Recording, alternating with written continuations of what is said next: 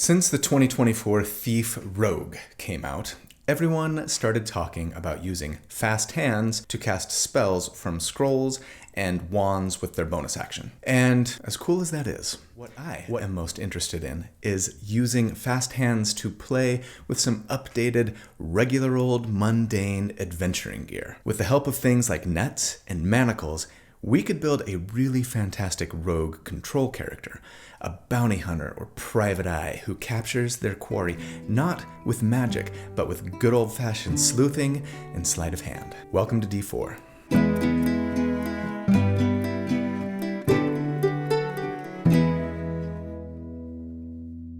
Hey everybody. So here at D4, I like to do character builds for my favorite role-playing games. I crunch numbers about them, I theory craft about them, not so that I can tell you the right way or the best way to play a character, but to explore one potential way to build something in the hopes of creating a character that's both really fun, but potentially really powerful to play also.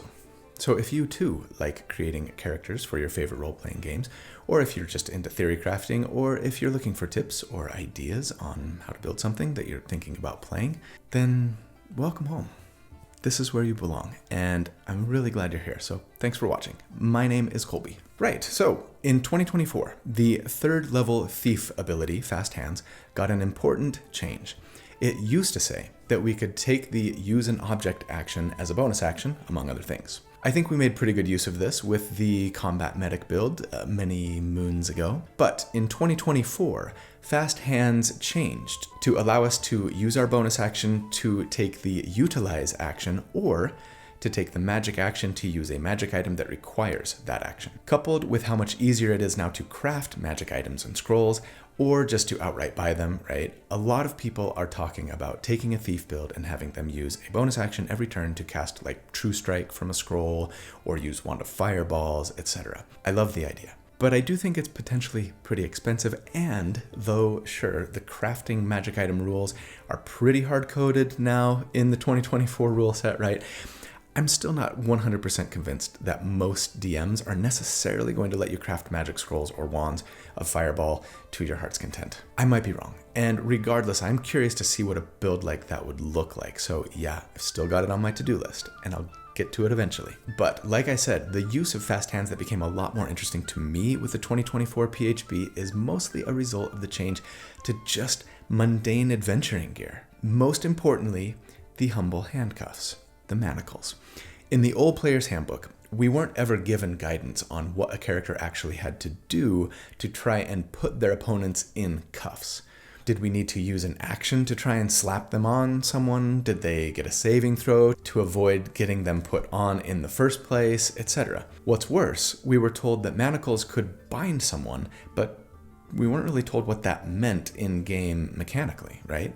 But in 2024, we got some much needed clarity for this little piece of gear. We're now told that as a utilize action, we can make a DC 13 sleight of hand check to try and put the manacles on a target if they are grappled, incapacitated, or restrained first. So long as we succeed on that check, they'll be handcuffed, which will give them disadvantage on attack rolls. That's a pretty solid debuff. I think it would be fun to try and see if we could build a character who was reliably trying to shut down their opponents this way. And I think the funnest way to do that would be with the help of another piece of adventuring gear, the net. The net has arguably been nerfed in 2024, unfortunately. It got kind of some buffs and some nerfs. Overall, it feels like maybe a bit of a downgrade to me.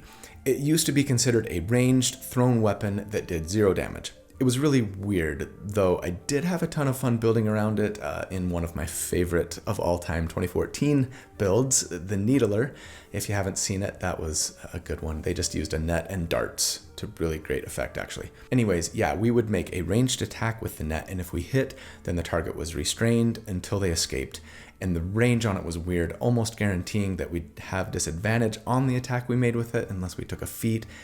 And there was weird stuff about limiting the attacks that we could make if we used one. It was weird. Now, the net is not a weapon, and we're just told that when we take the attack action, we could replace one of those attacks with throwing a net. As long as they were within 15 feet of us, we could attempt to catch them, but instead of just needing to hit their AC, the enemy gets to make a dexterity save against our own dexterity-influenced DC. if they fail their check, then they are going to be restrained. It's a lot more straightforward now, though it might be less likely to succeed, and it's a little easier for enemies to get out of since you used to only be able to destroy a net with slashing damage. Now it's just any kind of damage except bludgeoning, poison, and psychic. Regardless, I love the idea of trying to build around these two pieces of adventuring gear.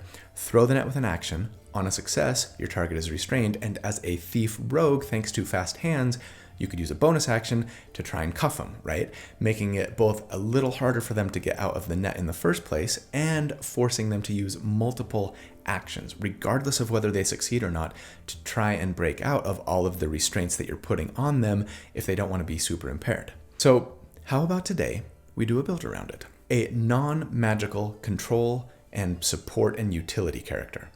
They will bring some damage to the fight, sure, but the real value for this character is in the way that they'll be able to solve the mystery, track and shut down enemies, and help guide their team to victory through the use of their wit and grit without ever casting a single spell. Are you ready? Okay, I proudly present D&D episode number 228, The Bounty Hunter, Sherlock Gnome. If I were making the species a gnome, that totally would have won. Inspector Gadget, another good one. Maybe needs some artificer levels though, and I'm not going that route. The Lockford Files, The Spy That Binds. Gotta catch 'em all. The Investigator, maybe if they were a dragonborn or lizard folk, so many good species-specific ones. The Trapper Keeper, I love. The Thief Catcher is really good, but I think I'm just gonna keep it simple and go for mass appeal and stick with the Detective. Hey, sometimes boring gets clicks. Sorry. Huge thanks to my good friend Randall Hampton for the fantastic artwork that he put together for the build this week. He does this every week, and if you'd be interested in checking out some of the other stuff that he has done, or maybe even trying to commission him to create some art for your character or even your entire party, I'll put links in the video description as always on how to do so. So we don't have a sponsor this week again, so maybe let me just briefly pause and say, in case you didn't know, I've got some merch. Right now it's just a couple of t-shirts, but I'm looking to add more soon. Check the link in the video description to see what I've got available, and let me know if there's something you'd like to see on a tee or a hat or a sticker or a hoodie that isn't available yet. Also, if you're looking to buy any of the core rule books for 2024 5e, or the new starter set even, I've got links to the products in the bottom left corner here somewhere, and or maybe if you check the video description, if you use that link to purchase any of those products from WotC, it actually supports me a bit if you're interested. So thanks. All right, at level 1, for our starting class, we're just gonna go straight into Rogue so that we can beeline for what we need to start locking down our opponents.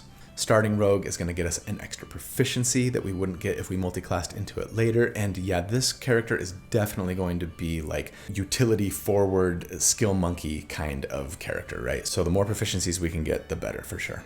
Maybe not quite to the same level as like the ultimate skill monkey that I built a few months ago, but close, and still prioritizing utility for sure. As for our starting species, honestly, here today, you could just PYF, pick your favorite. If I had to pick one to recommend, I think it would be one of 3. The Goliath with the Hill Giant ancestry so that we could grow large if we needed to, more on that later, and potentially knock an enemy prone if we hit them with an attack. Remember, if we've got them restrained by the net and they're prone, they can't stand back up and will be stuck on the ground, which can be useful and also embarrassing. I do have 2 other favorite picks here though. One would be the Hobgoblin from the Monsters of the Multiverse book, good old Mom. They just get some nice utility and support features that I think would fit with what we're trying to mostly do with this character, right? They can take the help action as a bonus action and give some additional buffs to their ally when they do so. They can get bonuses to failed D20 tests based on the number of allies that are nearby, which would definitely come in handy in all sorts of situations, right? My other favorite here would be the Mark of Detection Half-Elf if you can use Eberron content, primarily because of their deductive intuition feature, which lets you add a D4 to all of your investigation and insight checks, which is pretty on point thematically. They also get some cool, thematically appropriate spells if you're not trying to build a non-caster character here. But again, honestly, any species is going to work fine here. So if you don't like any of these options, just PYF, pick your favorites. Make your Sherlock gnome or your investigator. No one's stopping. As for our background, I am going to say take the old or custom route if you can, but if not, I would either go with the artisan background or maybe the charlatan. The artisan background gives us the crafter origin feat that could really come in handy on this build. It says that we gain proficiency with 3 different artisan's tools of our choice, gives us a 20% discount whenever we buy a non-magical item, which actually could really come in handy if money is tight, since we're likely going to be buying a lot of nets and manacles, right? Manacles are 2 gold a piece and nets are 1 each. And we might be burning through quite a few of each one on the regular.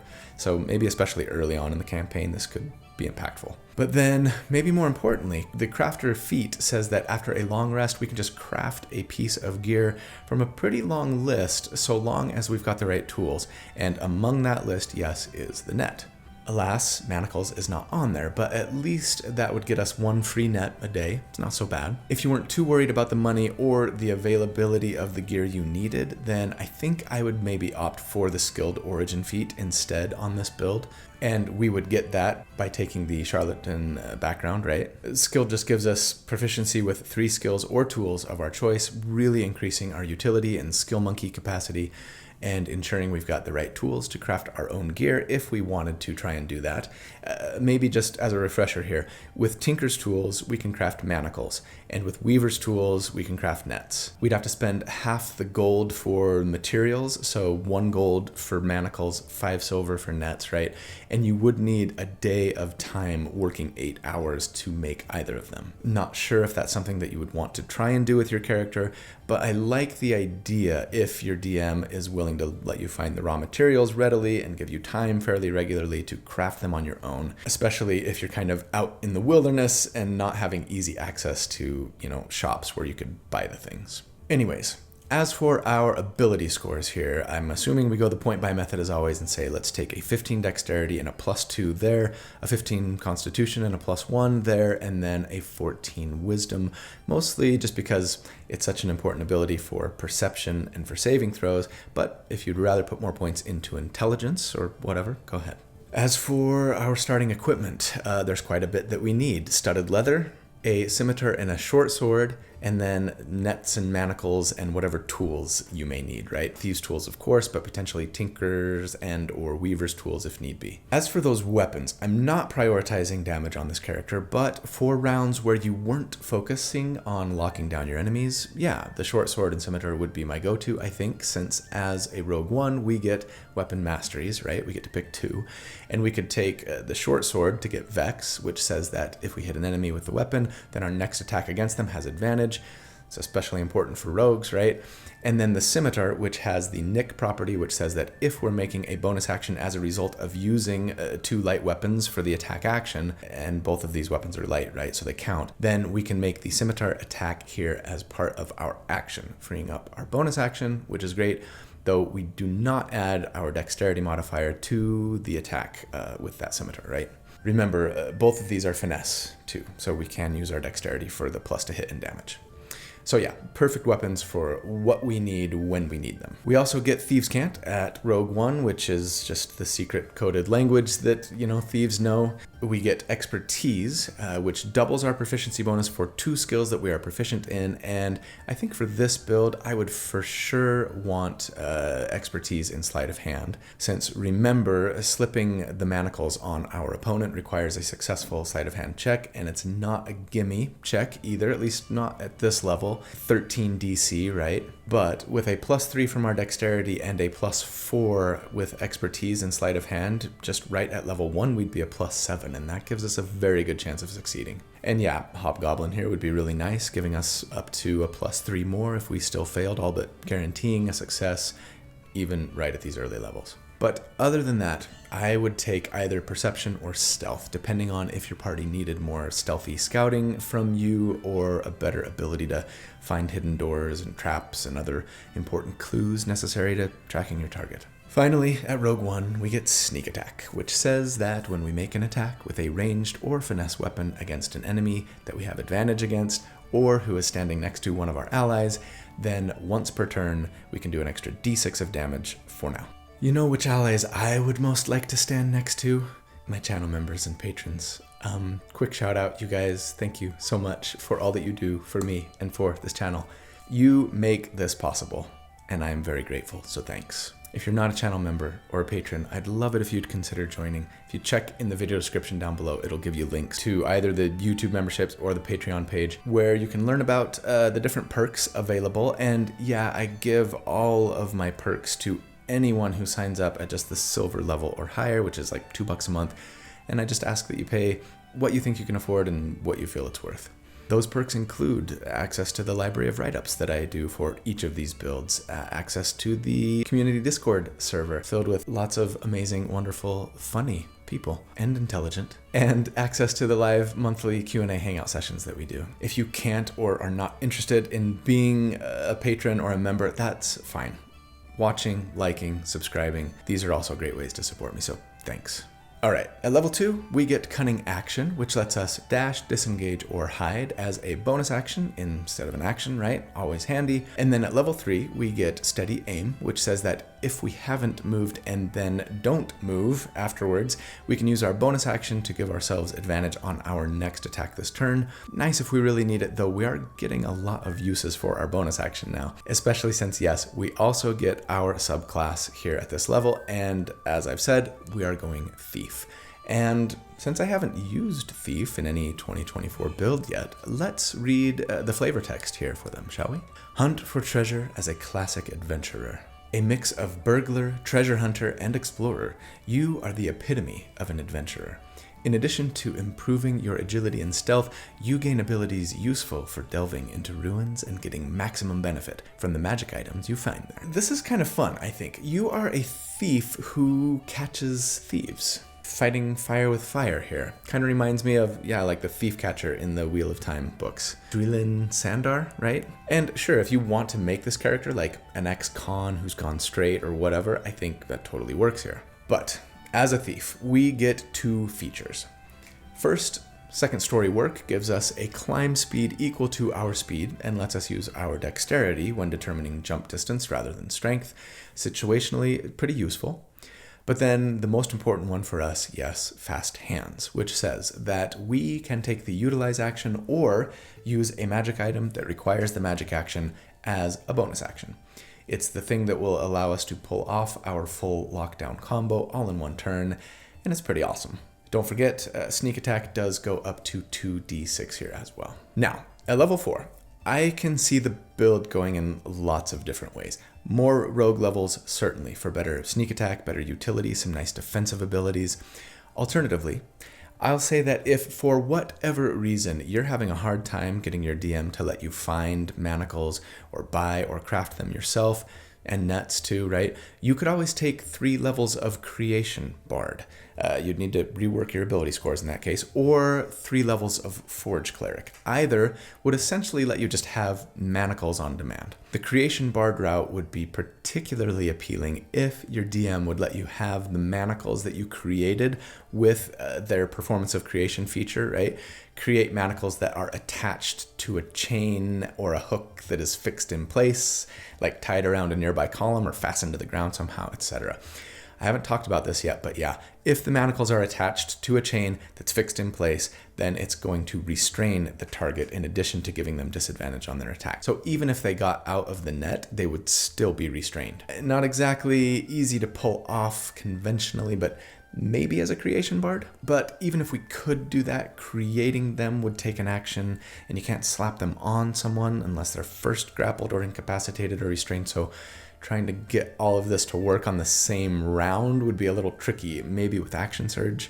I will also add, one nice thing about going Cleric or Bard is that you could get the Bane spell, which would potentially lower enemy saves and attacks by a d4, and that might make it a lot easier for you to keep them locked down, as well as debuff other bad guys that you hit with the spell while you're at it, right? Though again, we couldn't cast and lock down all on the same turn. So I don't know, a little too complicated for my taste today, and I'm assuming that actually getting manacles, whether via crafting or purchasing, won't be all that difficult for the vast majority of us. I think instead I'd want to take some levels in a class that would get us extra attack. Keep in mind that we can use our net as a replacement for one of our attacks when we take the attack action, right?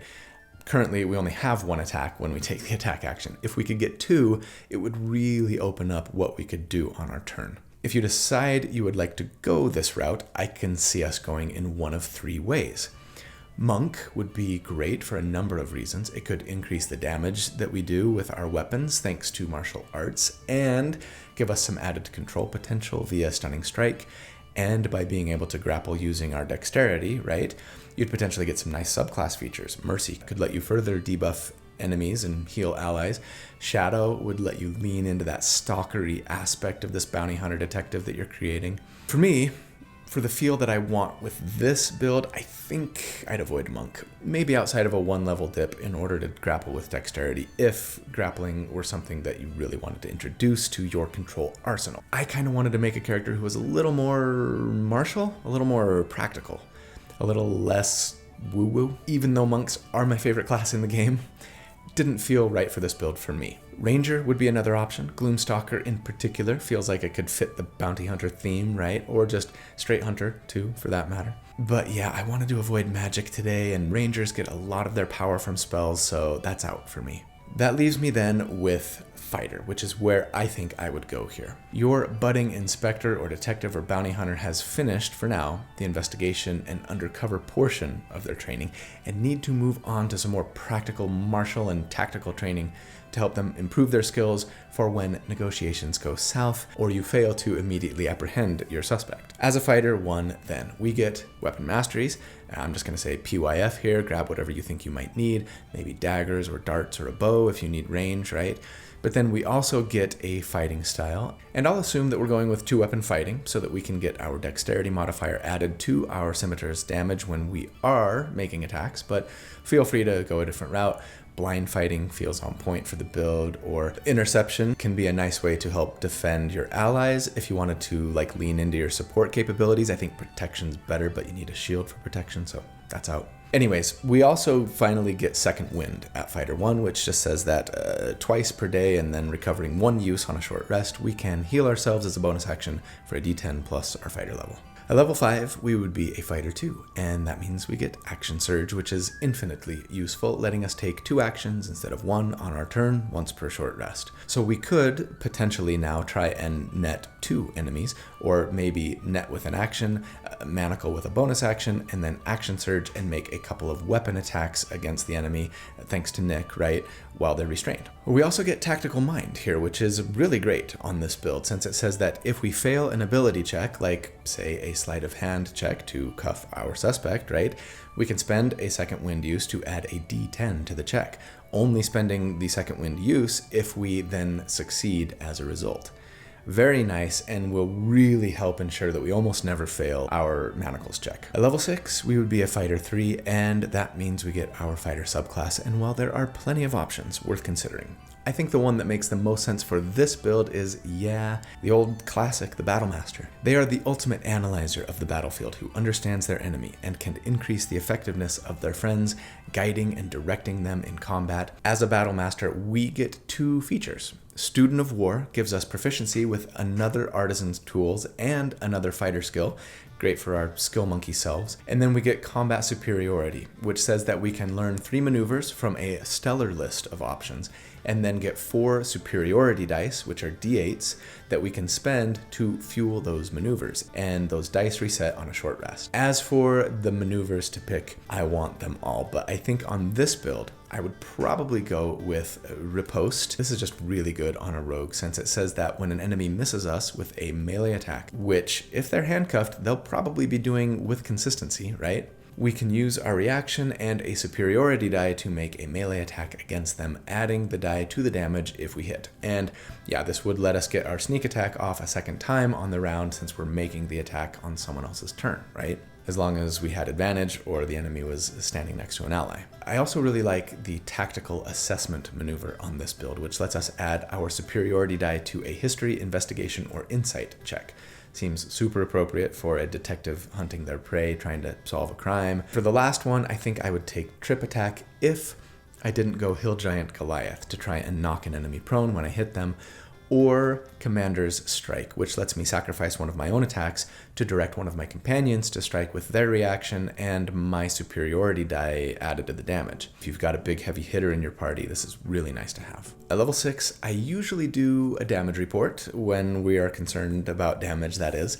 This build isn't really made for big damage or to take big damage, so how about a support report? And it should be more like a control and utility report, but support report sounds way better. Anyways, yeah, this is what combat would ideally look like for us right now. We would simply run up to within 15 feet of our quarry on round 1 and throw a net at them. If they fail their saving throw, and we've got a 14 DC right now, not bad. Enemies at this level are unlikely to have a particularly great dexterity save.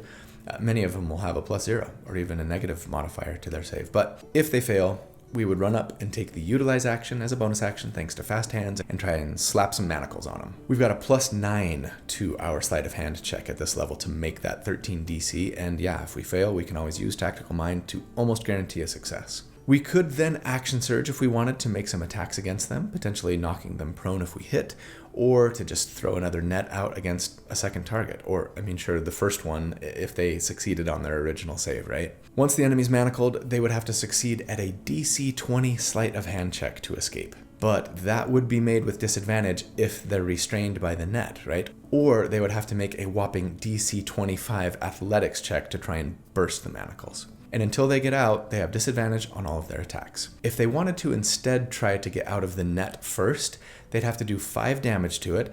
Pretty easy, and its AC is only 10, but still, they will have disadvantage on the attack against it, so it's not a guarantee. Or they would need to make a DC 10 athletics check, or have an ally do the same for them, right? But hey, regardless of which restraint they try to free themselves from, both of those restraints are still going to require their action, so even if they succeeded on both, well, they just wasted 2 turns trying to get out. They're probably dead by now, unless, you ignored them to focus on their unrestrained allies. Either way, that is a great action economy win for your team. And of course, there's lots of other things that you're bringing to the party here. Fantastic utility, a little bit of support potentially, and even some decent damage if and when you decide to pull out your blades. Now, one concern that I do have with all of this. Nets only work on large or smaller creatures, and manacles, more damningly still, only on medium or smaller. That's kind of crappy. So this is 100% another instance of talk to your DM in a session 0 about what you want to do with your character, right? Something you should always do, of course, but sometimes it's even more important than others. Personally, I have a really hard time believing that most DMs out there, when you brought this character idea to them, right, wouldn't let you, say, craft some extra large manacles or practice throwing an extra large net that might work against bigger targets. Maybe in the case of the manacles, the DC increases for the large-sized ones. Or maybe, if we're Goliath, we can use our large form feature from that species to grow to large size, and doing this would increase the size of our equipment too, like it does in the case of the Enlarge Reduce spell. So we could then net and manacle bigger enemies in that instance if we needed to. Or, sure, maybe you can accomplish this all with a potion of growth, or by having someone in your party cast the enlarge spell on you. You might want to get big regularly anyways if you want to add grappling to your arsenal of control options, right? Since you can only grapple enemies no more than one size larger than you, yeah? But yeah, if your DM is just like, no to all of your ideas, then maybe go for a different character build this time, or don't worry about the manacles so much. Just craft yourself a wand of fireballs and blow everything else up instead. As it stands, I like the core that we've built here of this detective bounty hunter, so let's see where we go from here. At level 7, we would be a fighter 4, and that means we get our first general feat, finally, and honestly, there are just so many good half dexterity feats available that it's hard to know which one to choose here. At the top of the list for me are the following. Mage Slayer for some fantastic on-demand legendary save action, plus a way to make life for enemy mages a bit more difficult. Sentinel is a favorite pick here so that your opportunity attacks stop enemies in their tracks, and, the feat gives you yet another way to get a reaction attack, potentially letting you double up on sneak attack damage, yeah? I think if you did take a level in Monk and are planning on grappling to help shut down more enemies, Grappler is for sure a priority here to let you grapple and damage at the same time, have advantage on attacks against grappled enemies, and drag a grappled creature around without being slowed. But if you aren't planning on using grappling here, Skulker is worth considering, I think. Free blind sight is awesome, plus you can hide more easily in combat if you ever need to. Finally, I would consider Skill Expert for another proficiency and another expertise if you're wanting to lean into your detective skill monkiness. Okay, pick your favorite of those. At level 8, we would be a fighter 5 and we get extra attack, and this really improves the build immensely. It lets us, as I've said, either make 2 net attempts with our action, whether on 2 different targets or against the same one because they succeeded on their initial save, right? Or it would let us net, manacle, and get 2 attacks off still thanks to our Nick weapon mastery. I guess I should note that if you wanted to prioritize damage over control and utility for this build, you'd have been better off starting with 5 levels of fighter, right? But my priority was control and character concept, so here we are. Oh, and yes, with Action Surge, things are really great now. 4 net attempts potentially, or like 3 nets and 2 attacks, or 1 net and 6 attacks, just really opens up options for us to either control more and better or get some burst damage in. We also get yet another way to use our second wind at this level, Tactical Shift, which says that when you activate a second wind with a bonus action, for now that means when we heal ourselves, right? We can simultaneously move up to half our speed without provoking opportunity attacks. Very nice. At level 9, I think we go 1 more level in Fighter because I really want to get that extra feat that fighters get at level 6. And even though I do want to cap that dexterity as soon as possible since we're getting an extra feat here and Rogue 4 is available when we want it, I think I just grab another half feat here instead of taking +2 to dex. As for which feat to take, I'd take one of the ones that I didn't take last time. I think for me, it's probably Mage Slayer and Sentinel, but I like all of them. Okay, at level 9, it's time for our next support report. Since last time we checked in, we bumped our dexterity, meaning that with expertise in sleight of hand, we would be at a +12 to sleight of hand checks, and thus we cannot fail that manacle check.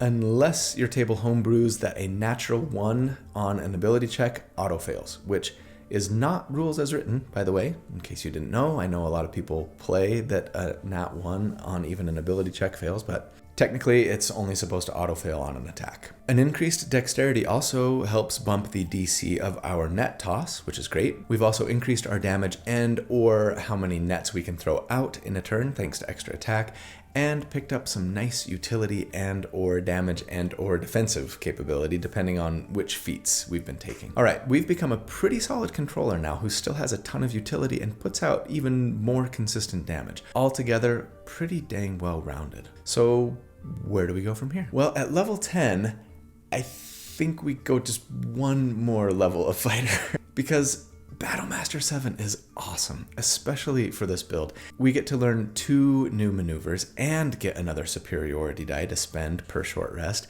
And there's so many good maneuvers. If you didn't get Commander's Strike last time, I'd grab it now for sure. I really like Menacing Attack for this build to do a little extra damage on a hit, but also potentially frighten the enemy, and that really jives with this whole detective bounty hunter kind of Batman-esque vibe we've got going, right? And actually, you know what?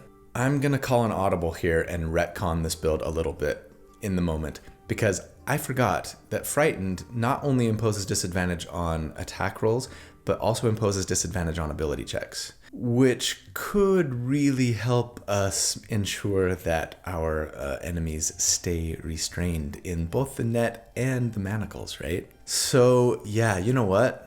Prioritize that one at level 6. I'll change the build write-up that I do because that's just great for damage, for theme, and for our control tactic. I like maneuvering attack to give your ally some get-out-of-jail-free movement in a pinch, and if you can use maneuvers from 2014 that didn't get updated in the new Player's Handbook, right, which should be allowed if you're using older content at your table, Brace is another way to potentially get a reaction attack and double up on sneak damage, right? This is starting to feel a little bit like that overreactor build that I did a while back that's really kind of built around this concept, isn't it? Just not as much damage. Quick toss is also fun. We couldn't use it to quick toss a net with our bonus action anymore, unfortunately, but if you didn't need to cuff someone with your bonus action or do anything else with your bonus action, we've got a lot of uses of it, right? It could be some free damage if you've got a dagger or a dart to throw.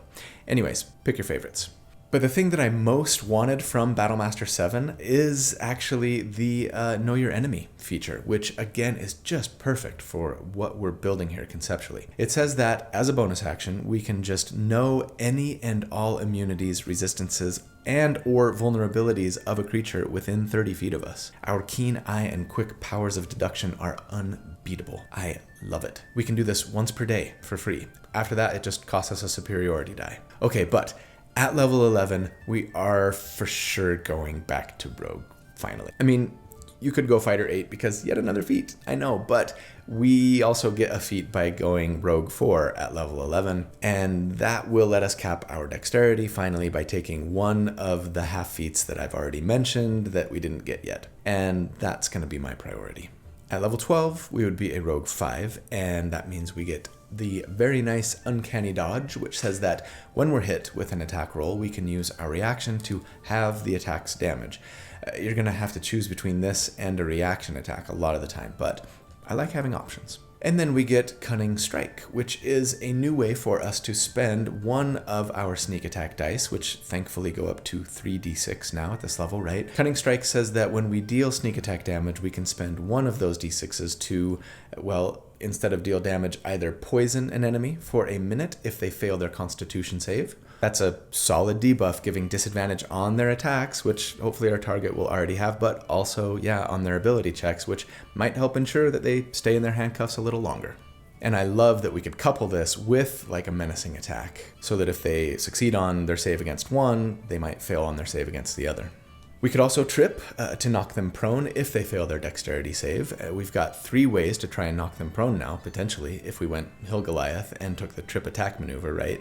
That will really help ensure that the enemy is stuck fast to the ground when they're in that net. Finally, we could withdraw for a d6, letting us move half our speed without provoking an opportunity attack, giving us 3 ways to do that now, too, between Cunning Action, this, and Tactical Shift from Fighter, right? We are slippery indeed. At level 13, we get Expertise Part 2. So yeah, 2 more skills to take Expertise in, and I think I would do Investigation for sure. You might have really wanted to take Skill Expert earlier to pick this up, I think. And then either Perception or Stealth, whichever one you didn't take last time.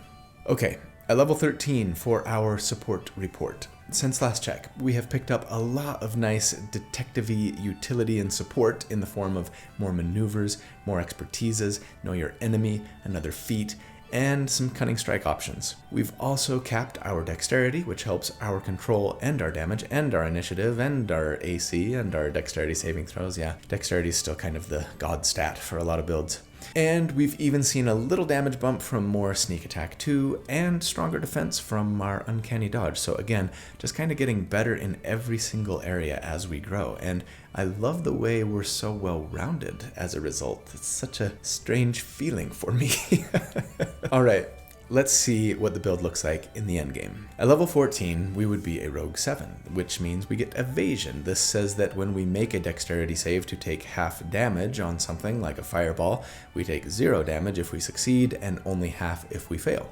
Really great when we need it, but my favorite thing about Rogue 7 now is Reliable Talent, which we used to have to wait for until level 11. This is just so good for anyone focused on utility that, yeah, it might have been worth beelining all the way to Rogue 7 before even taking fighter levels just for this, I think. From now on, when we make an ability check for a skill that we're proficient in, anything we roll lower than a 10 just counts as a 10. And so, yeah, even if we dumped intelligence on this build, at this level, with expertise, we can never get lower than a 19 on an investigation check, for example. And forget about dex-based checks, right? Those would be never lower than a 25. So good.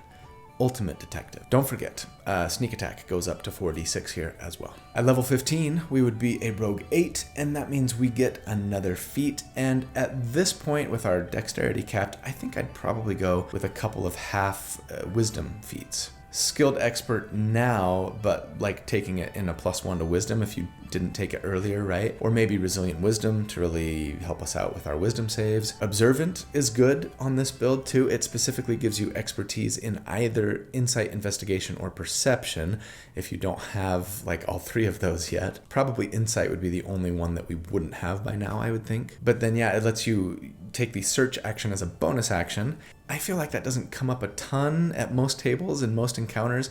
Usually if you're searching, you're doing it outside of combat, right? But maybe for this character, it would be something you wanted to do more than you would on others. Anyways, you choose. At level 16, we would be a rogue 9, and that means as a thief, we get supreme sneak. This adds another cunning strike option. It says that we could spend a d6 to stay hidden if we were hidden when we attacked, so long as we end the turn behind 3/4 or total cover.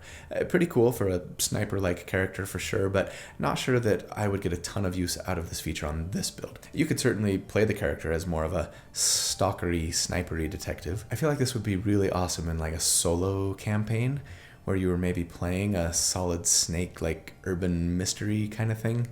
That would be fun. Hey, obvious mimic. Make your next solo campaign something that would work really cool for that kind of build. Sneak attack goes up to 5d6 at this level as well. And then finally for us, at level 17, we would be a rogue 10, and that means we get yet another feat, because yeah, rogues get a bonus feat at 10 like fighters did at 6. So many feats. Next level, at 18, right, you could go fighter 8, and then you would be the featiest character that can possibly be built. Again, here, I would just take one of the half wisdom feats that I didn't take last time to get our wisdom up to 16. For our final damage report, since last check, we have mostly been increasing our utility, damage, and defense. But hey, nothing wrong with that. We are decked to the nines with fantastic feats. We've got investigator, utility, and flavor just coming out our ears now. We're hard to catch, we're hard to trap, we're hard to fireball. We're hard to mind control, and we do really respectable damage while we're locking down potentially multiple enemies every round. I love it. So let's get into some final thoughts, shall we? There's no tier score to report on since I don't crunch numbers generally for like support and control builds, right? Maybe unless they're focused on healing, but I mean, how would we rank this build? How effective is this character truly in combat? I think pretty dang effective, but of course it depends, right? How often are you fighting enemies with really high dexterity saving throws? How often are you fighting enemies that are large-sized or larger? If you're fighting them often, is your DM willing to let you buy or craft larger manacles and nets? For that matter, is your DM letting you do something to increase, like maybe the save DC of your net tossing? Are they giving you a homebrew net of grasping that gives you a bonus to your DC and or lets you use it on larger enemies and or is harder to destroy and or can be electrified to do some damage to them when you toss it, etc., etc. These are all things to think about and talk about with your DM early on, as we've said. Because if you can't get any of these things, then yeah, this build is most effective probably at earlier levels and or in like maybe an urban setting where most of the enemies that you're up against are humanoids, right? But hey, for a character built like this, who's all about sleuthing, stalking, solving the crime, tracking down the culprit, and bringing them to justice, that's the exact kind of campaign that I would most want to play this character in, right? So yeah, not every build is going to be right for every player at every table in every campaign. I'm okay with that. And if you were just playing in a more typical sort of like big open world exploring campaign where you're more likely to run into slimes and larger enemies that your DM wasn't willing to let you homebrew some more potent adventuring gear for, there are still things you could do, especially if you were willing to make the character more magical, right? Again, a level in Monk for great grappling. Combined with your Goliath self, you could grapple most enemies. All of them, potentially with an enlarge reduce spell or a potion of growth, right? Speaking of that spell, don't forget that you can use it to shrink enemies as well. Something I would for sure consider here. Whether trying to get that spell on your own character, or maybe talking with an ally who would be willing to use their concentration on it. That's some fun teamwork and a great potential combo too, right? You're fighting a large enemy, you shrink them down to medium size, and now you can cuff them. But in the end, yeah, in the right setting and or with the right DM, I think this character would be an absolute blast to play. Super well-rounded, a fantastic skill monkey, solid control options, and decent damage and survivability, all wrapped in a really flavorful Sherlock Holmes or Batman or hard-nosed noirish private eye package. Sign me up. So that's the build for the week. I hope you enjoyed it. This one was a lot of fun, super unique and flavorful, and yeah, a lot of times those are my favorite ones to build. So guess what? I love you. Thank you for watching, for supporting. I just really appreciate being able to do what I do for a living, and I can do it because of you. I hope you have a fantastic day and a really great week. And if you don't, I really hope you'll hang in there. Please, please don't give up. You can do this. I hope that you'll do good and that you'll be kind and that I see you again very soon. But until then, take care.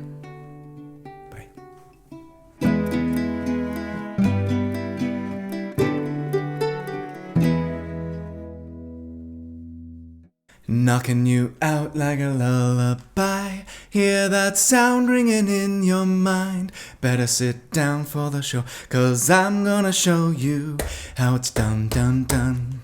Heels, nails, blade, mascara. Fit check for my napalm era.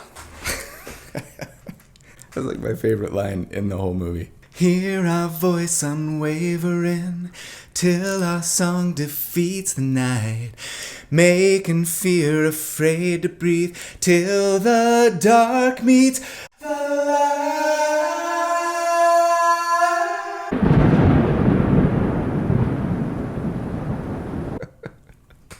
Oh. I'm not apologizing. Knox, get over yourself and watch the dang movie. It's so good. I will say, in defense of detractors or those who just don't want to watch it, the first time I tried to watch K-pop Demon Hunters with my girls, they sat me down and were trying to make me watch it. I got up 15 minutes in and went and took a bath. The second time, I got through it all, but I kind of took a little nap in the middle for a little bit. But by the third time, I was all in. I was laughing, I was crying, I was giggling, I was rewinding parts. And now, even when I'm by myself, I'll sometimes just turn it on and watch my favorite scenes. So if you